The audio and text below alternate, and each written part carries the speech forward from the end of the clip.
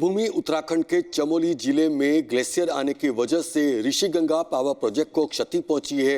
काफ़ी अफरा तफरी का माहौल है और इस पर जो उत्तराखंड विधानसभा के स्पीकर हैं वो लगातार सरकार के साथ अपडेट ले रहे हैं। अभी हम हमारे साथ मौजूद हैं। अग्रवाल साहब, क्या अपडेट है और सरकार के साथ क्या कोऑर्डिनेशन चल रहा है?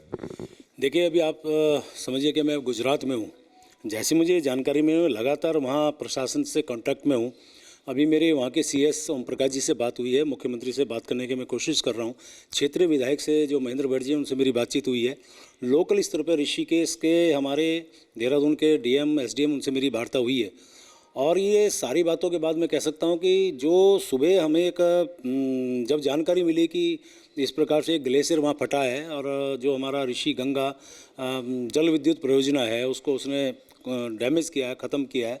और उससे एक मन में बहुत पैनिक था, घबराहट थी मेरे, इसलिए कि 2013 हमने देखी है किस प्रकार से हजारों लोग कालकलवित हो गए थे। तो लेकिन अब भगवान का मैं शुक्र मना रहा हूँ, भगवान का मैं धन्यवाद कर रहा हूँ कि पूरा प्रशासन हमारा मुस्तैद है। जैसी जानकारियाँ मुझे फीडबैक मिल रहा है यहाँ पे रहने के बावजूद कि वो स्थिति अब नहीं है घबराने वाली। और लेकिन ये है कि अभी भी हमें अलर्ट तो रहना ही पड़ेगा।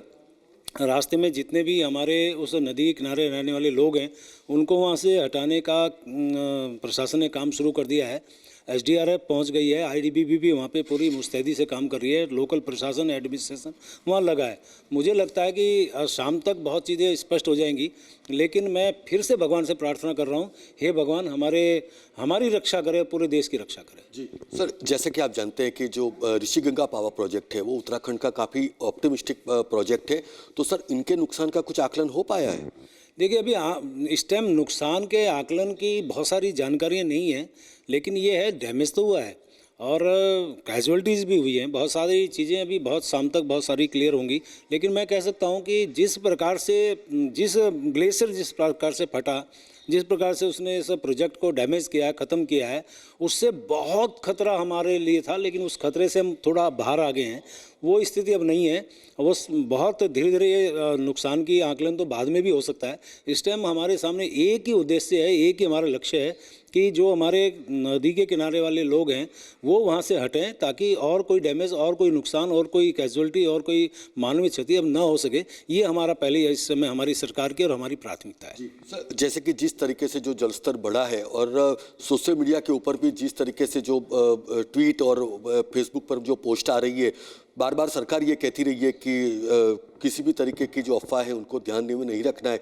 तो सर इन पैनिक सिचुएशन से निपटने के लिए सरकार की ओर से आपकी क्या बात हुई है?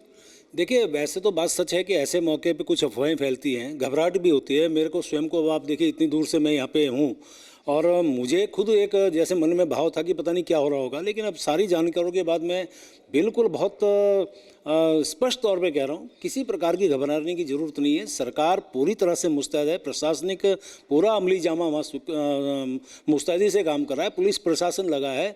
और किसी को भी इस प्रकार की अफवाहों पे न तो आना चाहिए, न अफवाहें फैलानी चाहिए। ये मौका है कि हमें एक मन में बहुत ही दृढ़ता के साथ हमें एक दूसरे को देखते हुए घबराना नहीं है, हमें सतर्क रहना है और सतर्कता से ही हम एक दूसरे का साथ दे सकते हैं। किसी प्रकार की अफवाहें ना फैलाएं, ये मेरी सबसे अपील भी है। और मैं सभी लोगों से कह रहा हूँ, घबराने की बिल्कुल ज़रूरत नहीं है, क्योंकि अभी तक जो भाव था वो बिल्कुल ख़त्म हुआ है। अब हमारा भाव जो है कि जो हमारा डैमेज हुआ उसको हम ठीक ठाक करें और किसी प्रकार के अफवाह फैलाने आवश्यकता नहीं है। जी सर, एक अंतिम सवाल आपसे ये है कि जिस तरीके से आप जानते हैं कि खास करके अगर उत्तराखंड की बात करें तो ये लगातार ये सब घटनाएं होती रहती है। सर, आपको लगता है कि अब सही मायने में सरकार को भी एक ब्लूप्रिंट या मास्टर प्लान लेकर आना चाहिए जिनसे कि लोगों को इसमें बचाया जा सके? देखिए, आप समझ सकते हैं कि हमारा पूरा उत्तराखंड प्राकृतिक आपदा के लिए पहले से जाना जाता है और ये स्वाभाविक है, वहाँ पे ये सब समस्या हमारे सामने आती है। लेकिन जिस प्रकार से हमारे यहाँ एसडीआरएफ तैनात है, जिस प्रकार से हमारी आपदा मंत्रालय एक तरह से अलग से हमारे पास है पूरी, अब देखिए सुबह ये घटना हुई और एकदम हमारे मुस्तैदी से काम स्टार्ट हो गया, तो आप समझ सकते हैं सरकार भी मुस्तैद है। ये ऐसी संभावनाएँ हमारी कभी भी हो सकती हैं। उन्होंने भगवान न करे ऐसी संभावना फिर कभी हो, लेकिन उसके लिए हम लोग पूरी मुस्तैदी से काम करते हैं, पूरी तरह से हम लोग अलर्ट मोड पे हैं। और वहाँ की जनता भी, जो हमारे पहाड़ के लोग हैं, कम से कम वो इस प्रकार की घटनाओं को बहुत ज़्यादा फेस भी कर चुके हैं। उनको भी ऐसी चीज़ों का थोड़ा सा एक जानकारी रहती है, वो भी इस बात को पूरी तरह से सरकार का भी साथ देता है और सरकार भी उनसे पूरी तरह से एक तरह से कोऑर्डिनेट करके आने वाले इन चुनौतियों का सामना भी करती है। Thank you. तो ये थे उत्तराखंड विधानसभा के अध्यक्ष प्रेमचंद अग्रवाल जी, जिन्होंने कहा कि जिस तरीके से जो ऋषिगंगा पावर प्रोजेक्ट है उनको क्षति पहुंची है, मगर सरकार और अन्य एजेंसी भी मुस्तैद है। खास करके उन्होंने लोगों को किसी भी तरीके की अफवाहों से प्रेरित न होने की हिदायत दी है, क्योंकि उन्होंने कहा है कि इस परिस्थिति से बाहर निकलना उत्तराखंड सरकार के लिए सबसे बड़ी चुनौती भी है। कैमरामैन सिद्धार्थ खेरे के साथ वशिष्ठ शुक्ल, वडोदरा, गुजरात तक।